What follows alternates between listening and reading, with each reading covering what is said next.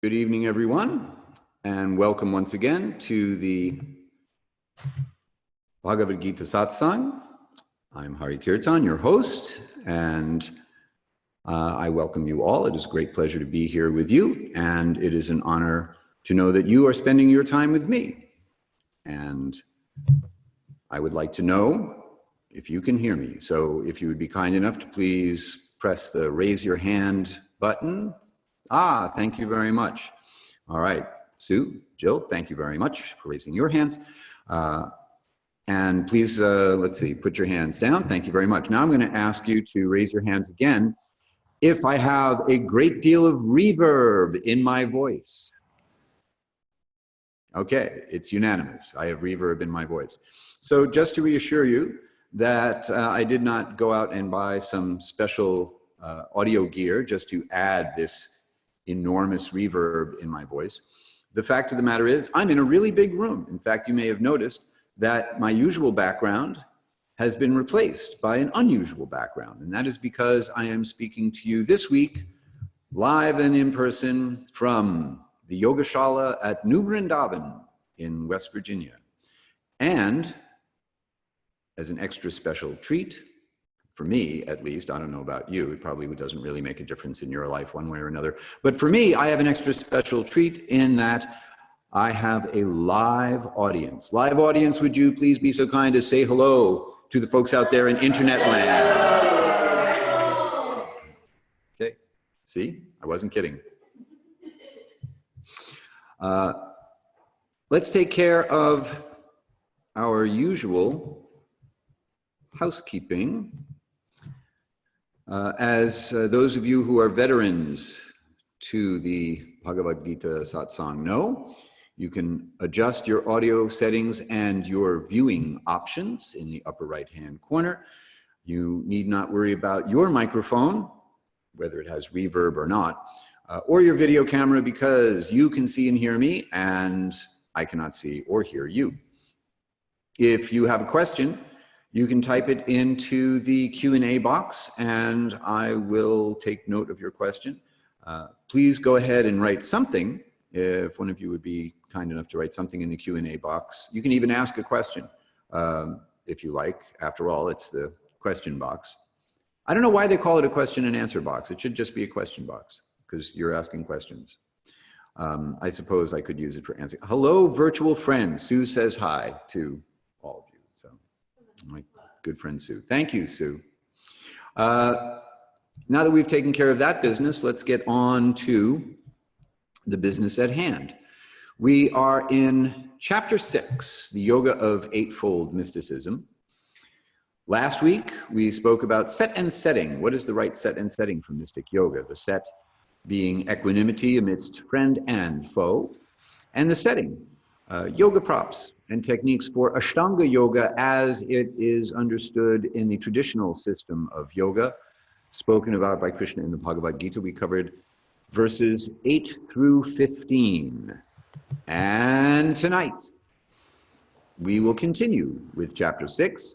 This time, Krishna will speak about obstacles to success, the definition of success, and give instructions for beginners, which would be all of us. So that will be text 16 through 26. We're going to make some serious headway tonight by moving through a whopping 10 verses. So that's our plan.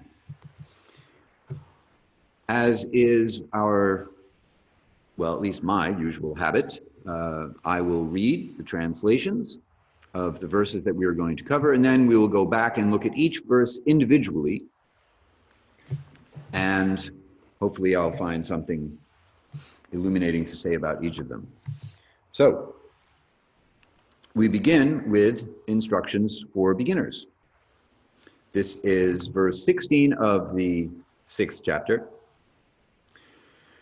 Krishna speaking to Arjuna about yoga, and here he says, "The state of yoga is never attained by one who eats too much or abstains from eating, nor for one who sleeps too much or remains ever awake." Text 17. but for one who appropriately balances their eating, action, recreation, sleeping, and wakefulness, linking all such activities to the practice of yoga, all miseries are vanquished. Text 18. One is said to be well established in yoga when, by practice of yoga, one is situated in transcendence, having restrained all mental activities to the point of freedom from the desire for any kind of material sense gratification. Text 19. As a lamp in a windless place does not waver, so the transcendentalist, whose mind is controlled, remains always steady in their meditation on the transcendent self. In the stage of perfection called trance or samadhi, this is now a cluster of verses 20 through 23. In the stage of perfection called trance or samadhi, one's mind is completely restrained from material mental activities by practice of yoga. This perfection is characterized by one's ability to see the self by the pure mind and to relish and rejoice in the self. In that joyous state, one is situated in boundless transcendental happiness, realized through transcendental senses. Established thus, one never departs from the truth, and upon gaining this, one thinks there is no greater gain. Being situated in such a position, one is never shaken, even in the midst of the greatest difficulty. This indeed is actual freedom from all miseries arising from material contact. One should engage oneself in the practice of yoga with determination and faith and not be deviated from the path. One should abandon without exception all material desires born of mental speculation and thus control all the senses by the mind. Text 25, gradually, step by step, one should progressively become situated in trance by means of intelligence sustained by full conviction, and thus the mind should be fixed on the self alone and should think of nothing else. Text 26, one must certainly withdraw the mind from wherever it wanders due to its flickering and unsteady nature and bring it back under the control of the self. So that takes us through our collection of verses for this evening. So now let's take a look at each verse in detail. But before we do, I looked at Politico for the first time in a few days. I've been here in New Vrindavan with this wonderful group of yoga teachers who are participating in my yoga teacher training. And one of the great things about being here with them and so engaged with them in the study and practice of yoga, and in particular this place here in the hills of West Virginia, where internet connections are not actually so easy to come by, is that I have been disengaged from social media and media in general for a while. It's always good to do that. It's nice to be reminded that the world will go on even if I don't pay any attention to it. And the state of the world is pretty much as big a mess as the last time I looked. But I looked today at Politico, and the headline was, "Is there such a thing as too much Trump?"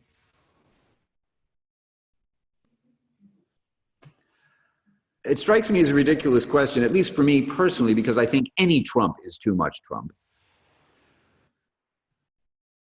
But the answer is yes, there's definitely such a thing as too much Trump, even if you think a little Trump is okay. Too much is definitely too much. And too much social media is too much. And it's so easy to be sucked in to constantly checking. I know particularly myself, I am susceptible to the urge to look at the New York Times every 20 minutes to see if I missed something. And I have to close it. I have to put it away. I have to get rid of it. And here, Krishna is giving some nice advice to beginners. The state of yoga is never attained by one who eats too much or abstains from eating, nor for one who sleeps too little or remains ever awake, or who is always looking at social media, or who never looks at social media. All right, that's not actually in the verse, but you get the idea. I guess Ben Franklin would be really pleased with this. The idea of everything in moderation, or in Sanskrit, the phrase yukta vairagya, linking through renunciation or appropriate renunciation, is what is called for. So we may get the idea that in order to be a traditional yogi, we have to renounce everything, except we're not actually ready to renounce everything.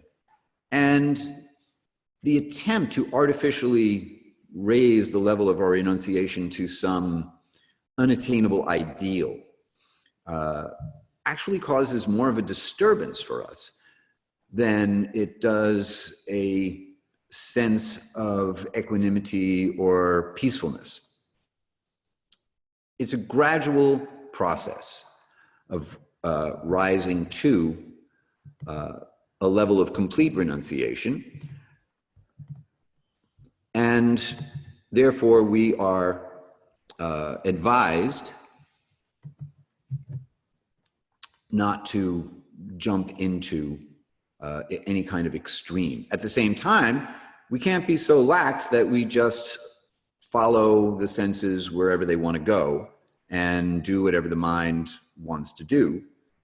So there has to be some sense of restraint. Yamas, yama means to restrain. Steady practice and appropriate detachment is what is called for. I have a very portable desk made of blocks that will easily fall apart this evening. So let's take a look at the next verse. But for one who appropriately balances their eating, action, recreation, even recreation, and sleeping and wakefulness, linking all such activities to the practice of yoga, all miseries are vanquished. So what strikes me as interesting here is the idea that the state of yoga in the first verse, which is never attained if you don't regulate your activities, is synonymous with all miseries being vanquished, which ought to provide us with some impetus, some motivation to take up the practice of yoga that Krishna is recommending here, at least if we go on the assumption that vanquishing all of our miseries is something we want to do. Most people actually want to do that. It's really just a question of how do we go about doing this? So here's Krishna's advice: by linking all such activities to the practice of yoga. Now, earlier in the verse, it says balancing, eating, action, recreation, even recreation, which made me think, oh, okay, it's okay for me to watch football, which is my idea of recreation, I suppose. But here's the challenge: linking all such activities to the practice of yoga. So the question is it all yoga, baby? Is everything we do yoga just because I practice yoga and I say whatever I do is yoga? I don't think so. I think that you actually have to make what you're doing yoga by connecting what you're doing to principles of yoga.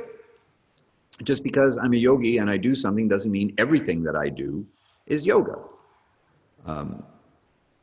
There has to be some intention and some logical connection between the activity and the objectives and principles of yoga. So if you have any questions about these two verses, go ahead and pop them into the Q&A box, and as promised, I will pay attention to what's there.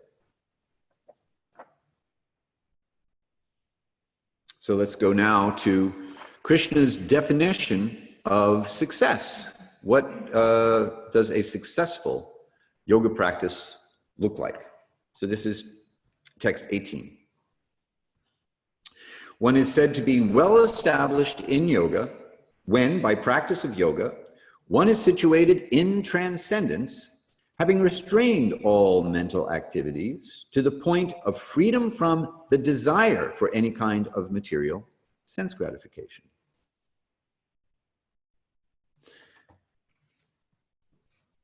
So it strikes me as interesting here is freedom from the desire for gratifying the senses. In order for that to happen, one must be having an experience that is just a lot more fun.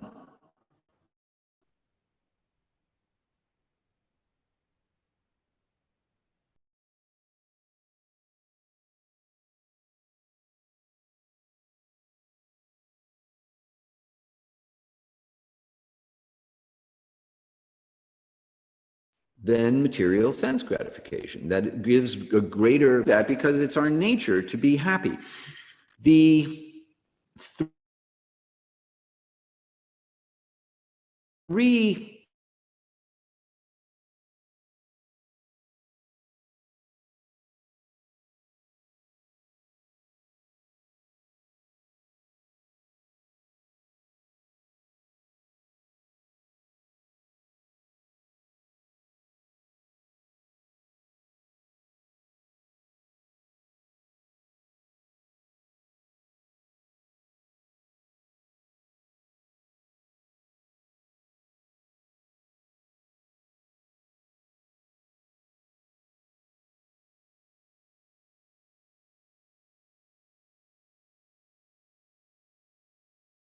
look, I'm back.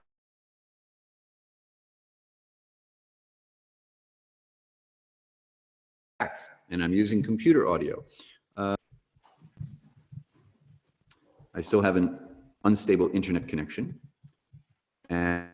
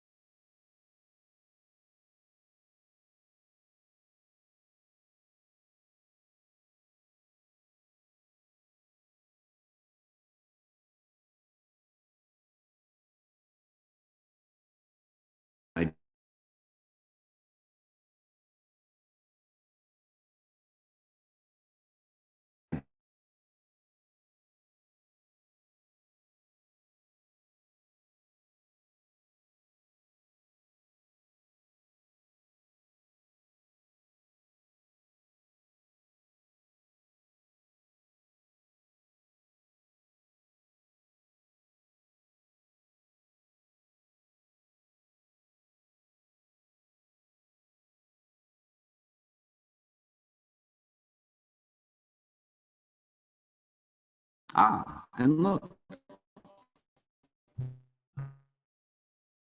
I'm back, and you're still there.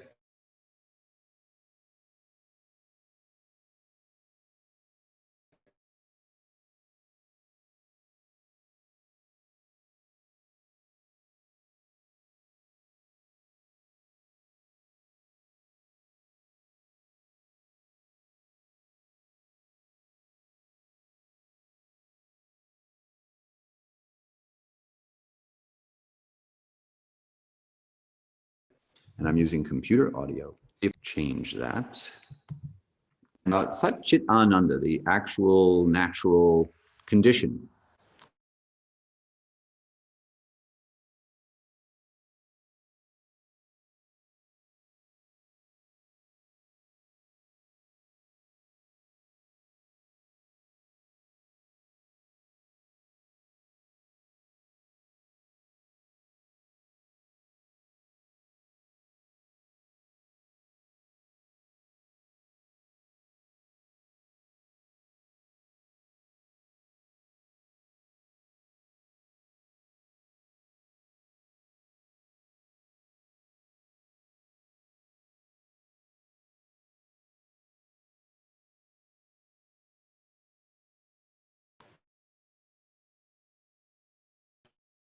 of living entity. By the way,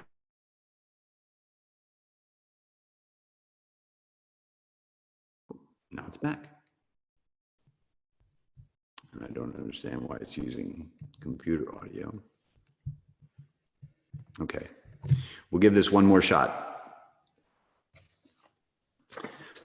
So the idea here is that freedom from the desire for material sense gratification will only occur if one experiences a higher taste by virtue of getting some glimmer of what being transcendentally situated actually feels like. So let's go on to the next verse. As a lamp in a windless place does not waver, so the transcendentalist, whose mind is controlled, remains always steady in their meditation on the transcendental self.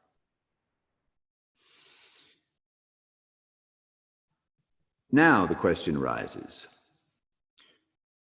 which self are we talking about? Are we talking about the self that is you and I and everyone else? Are we talking about the supreme self with a capital S?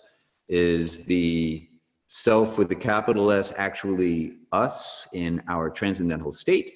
Or is the self with a capital S the supreme self within the heart?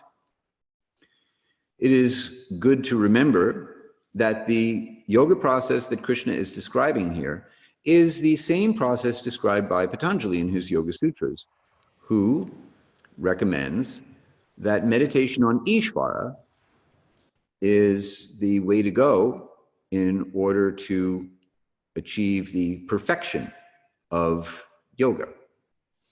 And his method is the chanting of Om, the repetition of the sound Om and the contemplation of its significance or meaning. So here, the mind remaining always steady in meditation on the transcendental self indicates Ishvara, that the capital S self is the supreme self, the person within the heart, who is beyond all the obstacles to yoga. This is not us, because if we were already beyond all the obstacles to yoga, then we would not have to control the mind by way of meditation in order to overcome the obstacles to yoga. So clearly there is a distinction. Now, when we overcome the obstacles to yoga, does that mean we become the supreme self? We have to ask if that is logical. Can one become the supreme self if one is not already the supreme self? Personally, I have my doubts. This next set of verses is a cluster of verses, 20 through 23. In the stage of perfection called trance or samadhi, one's mind is completely restrained from material mental activities by practice of yoga. This perfection is characterized by one's ability to see the self, with a capital S, indicating the supreme self, by the pure mind, and to relish and rejoice in the self. So let's back up a minute. In Patanjali's system, the pure mind reflects the true nature of the self, meaning you and I and everybody else, back to the seer, the observer, and to relish and rejoice in the self, which is to say that the experience of transcendental bliss that we get simply by experiencing ourselves as we truly are might very well be what's being described here.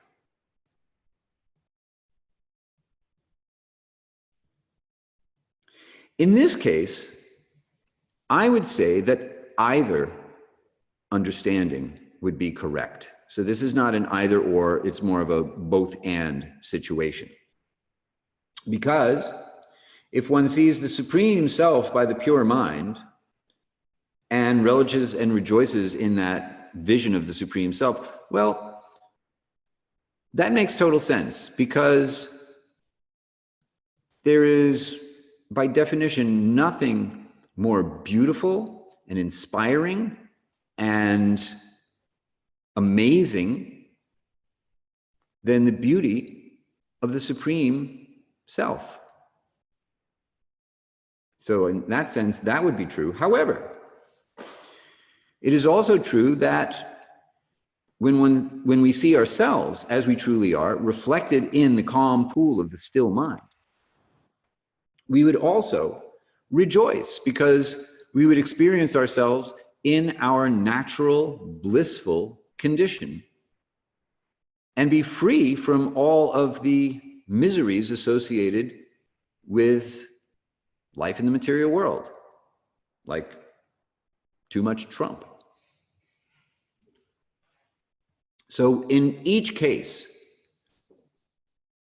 an interpretation of either the self meaning the Supreme Self, or the self meaning the ourselves as we actually are, would work in this verse. I think both of those, either of those, both of those, both, either, would be valid. Okay, here's the part of this pair of verses that I particularly like. In that joyous state, one is situated in boundless transcendental happiness, realized through transcendental senses. This is a really far out idea, the idea that we have transcendental senses. That the senses we currently have, our material senses, are a kind of distorted reflection of our true, original, spiritual senses. And this makes sense, that we would have senses, to me, because where do the senses that we currently have come from? We've already discussed the idea that the material world is a transformation of spiritual energies. And therefore, whatever we see here must exist in its pure spiritual form, but in an original pure spiritual form. And this material body and its organization of material senses is derivative of an original pure version. Patanjali also uses the word svarup to describe our true nature, which also means form. And a form can be defined as the coherent organization of senses. So it makes sense to me that we would have senses in our true spiritual nature. Otherwise, how would we perceive anything? Anything spiritual? Established thus, one never departs from this truth, and upon gaining this, thinks there is no greater gain. Being situated in such a position, one is never shaken, even in the midst of the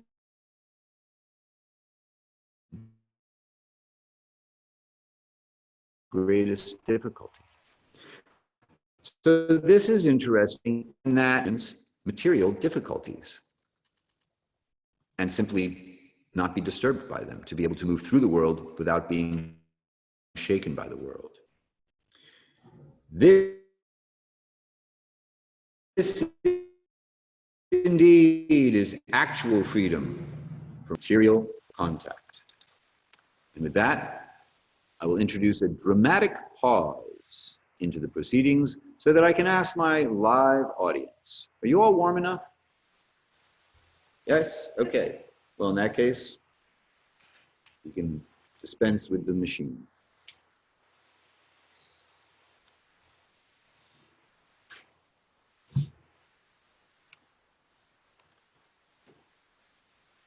So now the question becomes, how?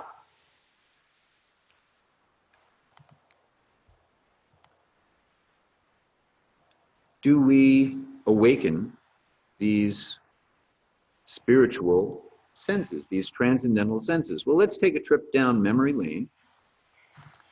You may recall earlier when we looked at the second chapter,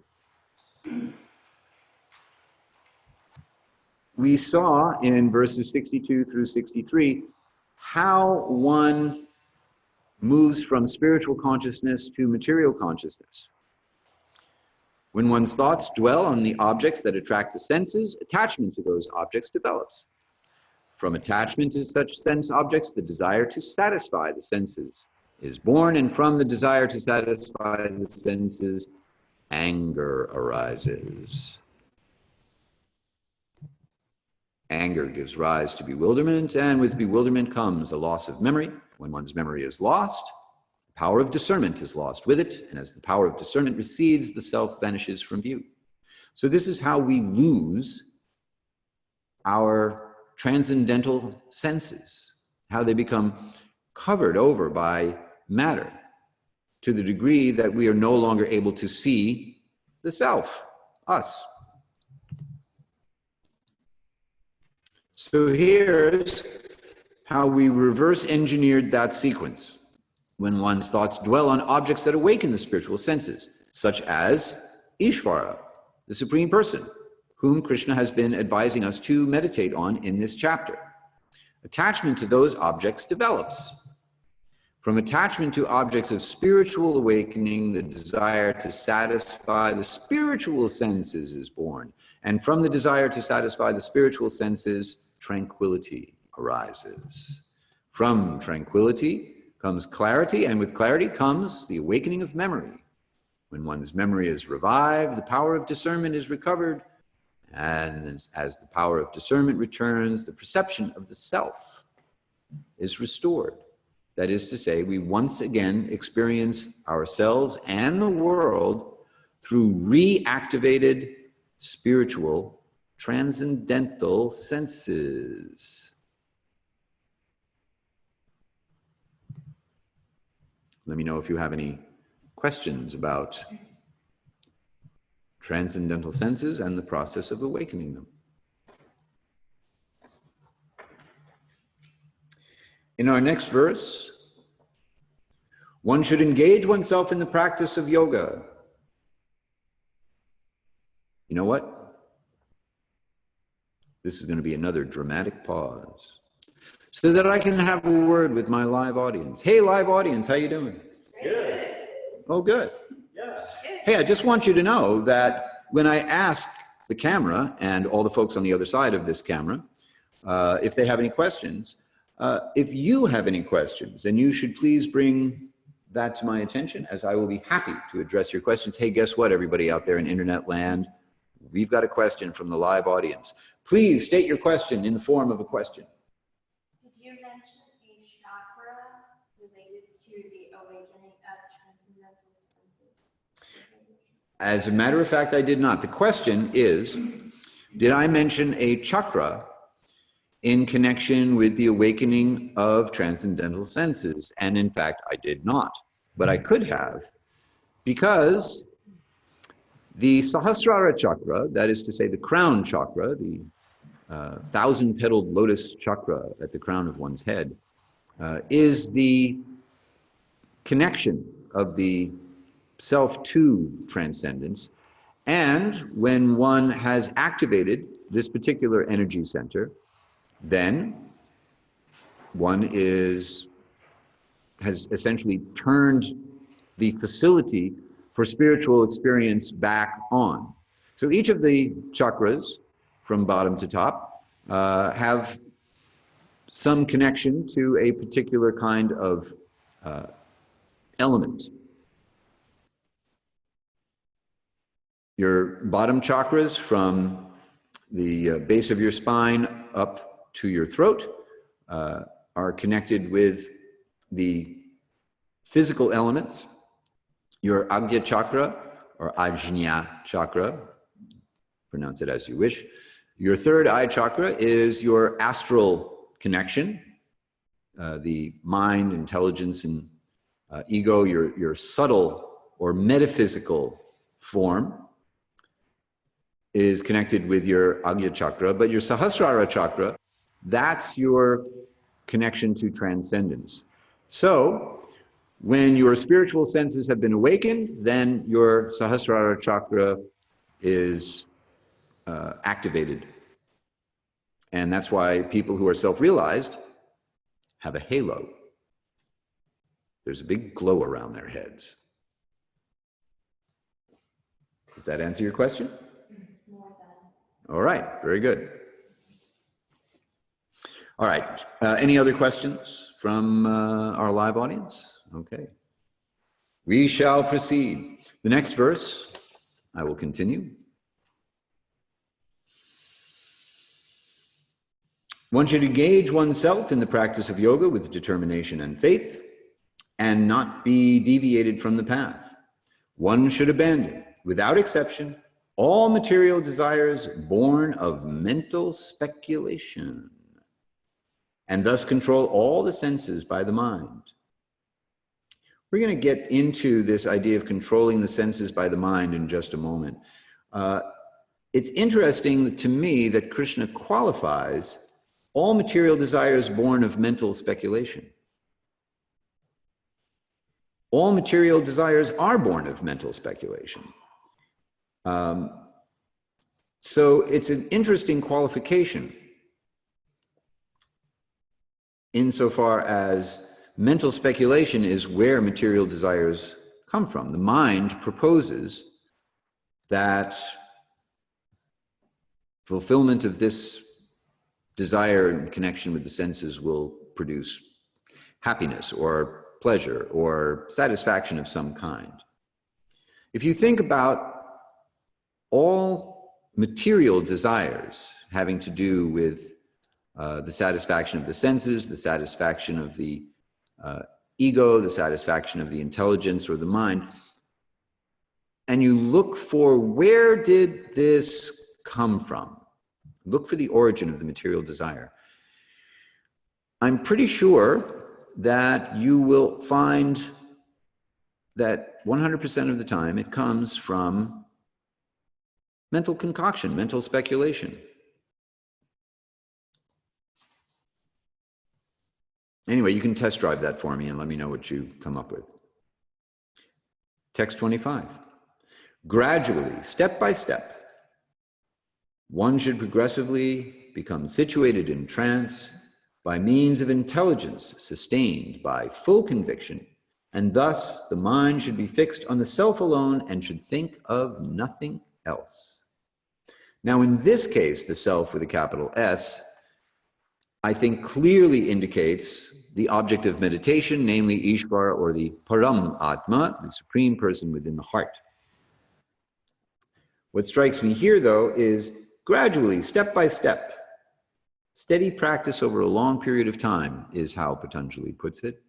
In other words, it takes time to become good at controlling the mind and engaging it in meditation. It's just like anything else. If we practice something with the idea of becoming good at it, and we get frustrated too easily and give up too quickly, then we'll never become good at it. As with piano lessons, or tennis lessons, or ballet lessons, or whatever lessons, steady practice over a long period of time is what's required, and there's no getting around it. There's no substitute for steady practice over a long period of time. Our next verse is the verse that we are going to chant together.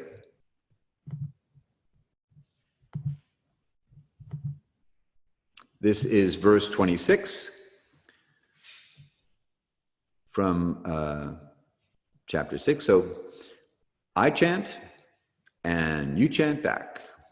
And everyone who is here live, you can either do it from memory, from hearing me chant the line, or if you want to come around behind me and see what I'm chanting, you can chant it back. But then everyone out there in internet land will see you, just so you know. Okay?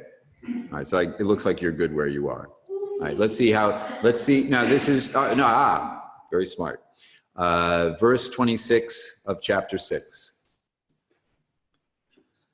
Yato yato nischalati manash chanchalam astiram tatas tato niyam yaitad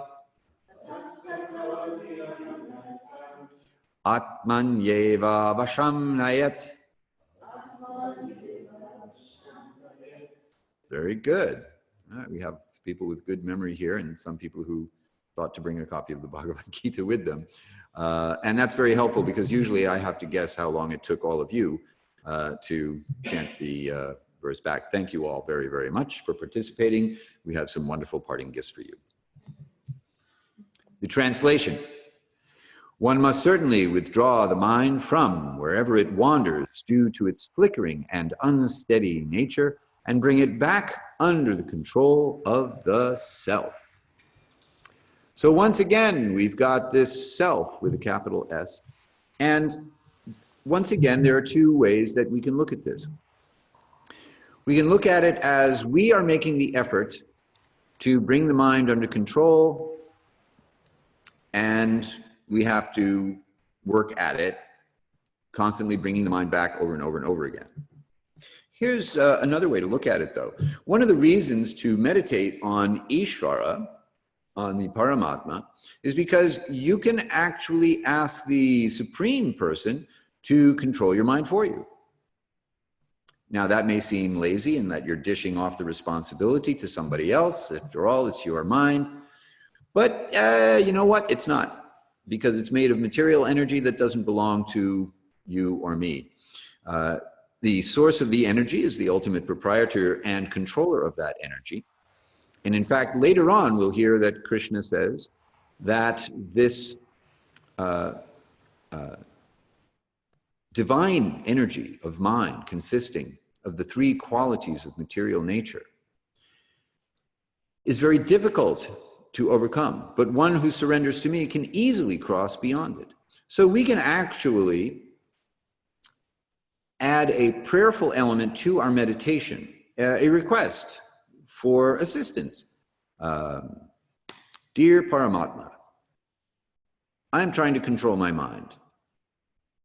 I'm not having much luck because it's insatiable and it wanders and it flickers and it's unsteady by nature. And its habits are very strong, stronger than my spiritual progress can handle by myself. So, would you kindly do me a favor and control my mind for me, or at least help me control my mind so that I can continue to meditate nicely on you. So this is a totally valid aspect of bhakti yoga integrated into Ashtanga-yoga. And as we will see when we get towards the end of this chapter, the ultimate fulfillment of Ashtanga-yoga will in fact be bhakti yoga. So adding this element of bhakti into any of the other practices of yoga is essential for the success and fulfillment of that particular kind of yoga.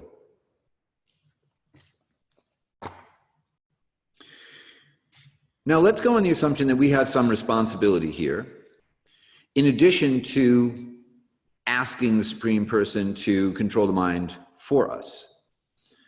We have to demonstrate some sincerity in our desire, and that sincerity is demonstrated by our making an effort, a good faith effort to do our part to control the mind. So let's look at some keys to controlling the mind, some ways we can do it. For one thing, if you understand what the mind is, then you'll have a better idea of what to do about it. So what is the mind? What are the attributes of the mind? Well, For one thing, it's an aspect of material nature that's very, very close to us. You know how something can be so close to you that you don't even notice it, like something underfoot that you trip over because you didn't even see it was there because it was just so close to you? Well, the mind is like that. It's so close to us that we can easily not even totally be aware of it. In fact, I would say most people, mistaking their mind for themselves because it's so close to them, do not make this distinction between the person with a mind who makes up their mind and changes their mind and does all these things about the mind that they speak about in the possessive without ever realizing they're speaking about the mind in the possessive. It's my mind. We made up our minds. Who's the we? It's not the mind that was made up. But somehow or other, because the mind is so close to us, we don't see it and therefore we trip over it. Or it trips us because it's a malevolent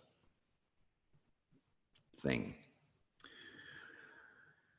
The primary function of the mind is not to make up the mind. It's to protect the false ego.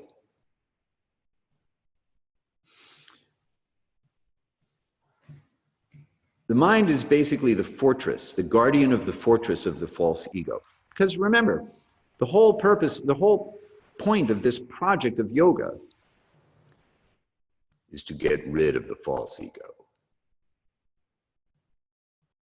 Because that's what we have to do in order to experience our true ego, who we really are.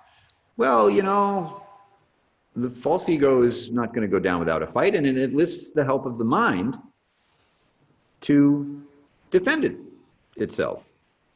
So meditation is an assault on the false ego, and therefore resistance to meditation is the natural reaction of the mind to meditation until it is trained. You actually have to convert the mind to your ally instead of the false ego's ally.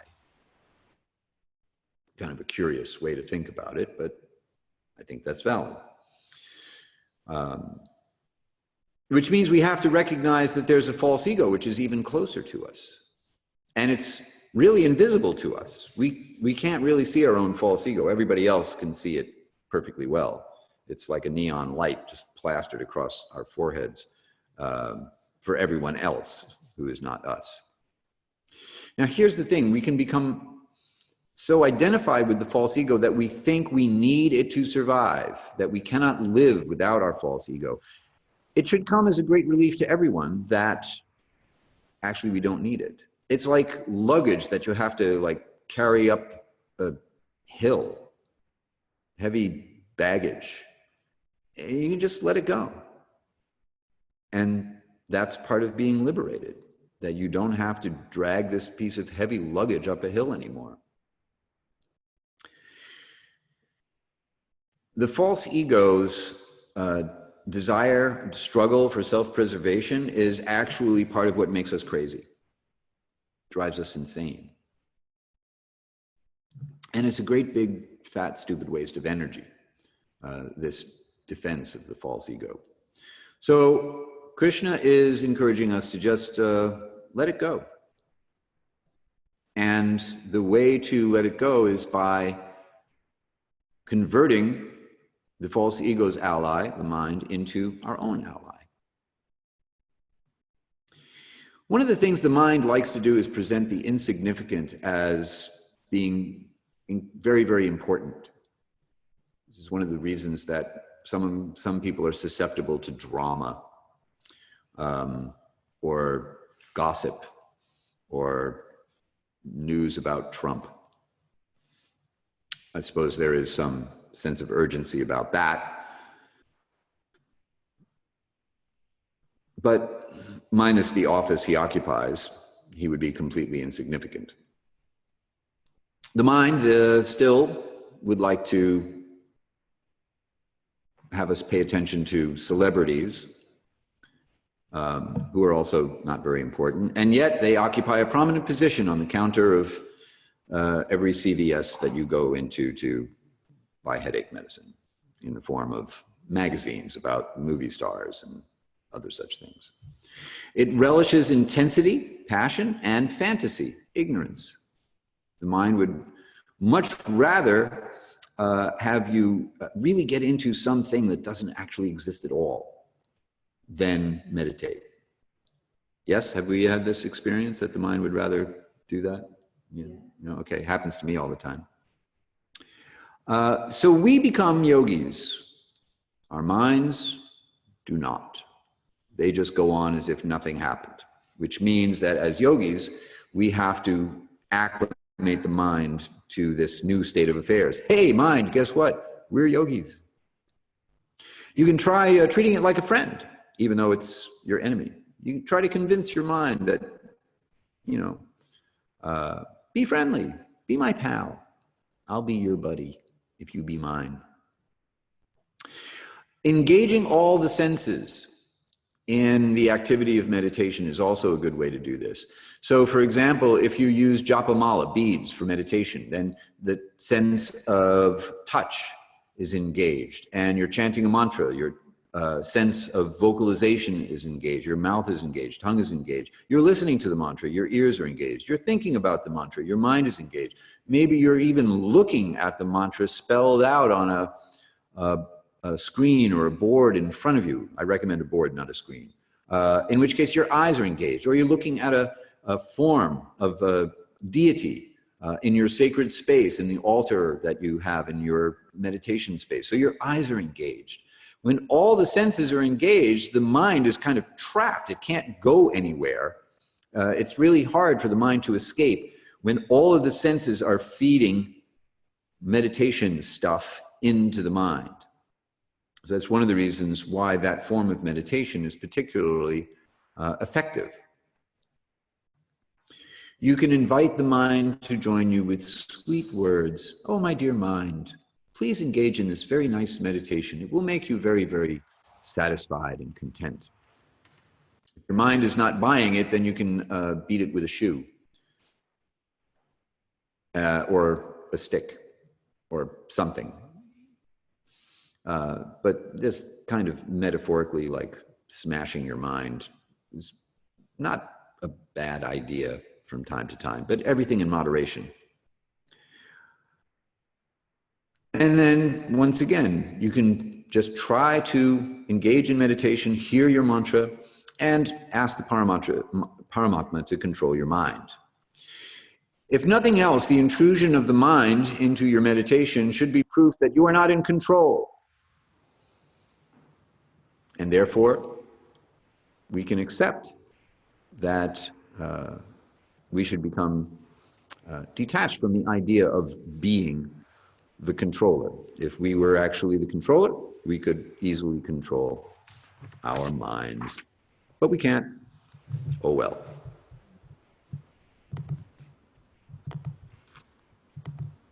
Any questions?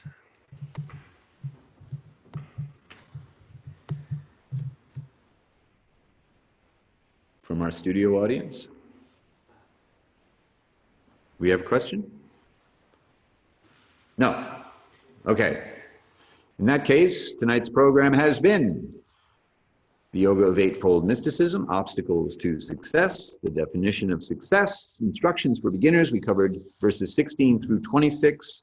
If you have any questions after the fact, you can send them to me at Hari-kirtana.com. I look forward to receiving your questions, and I look forward to seeing you in Frederick, Maryland on the weekend of October 20th and 21st, where I will be doing a Bhagavad-gita weekend immersion that will be the whole Bhagavad-gita from start to finish in just 2 days. So if you're the kind of person who really wants to just get to the end of a book, this workshop is for you. So please come. Join me at Soul Yoga in beautiful downtown Frederick, Maryland. Next week, we will continue with chapter 6. We will explore the 2 kinds of oneness and look at characteristics of spiritual vision. We will cover verses 27 through 32. And that's all she wrote for this evening. I look forward to seeing you again next Thursday evening.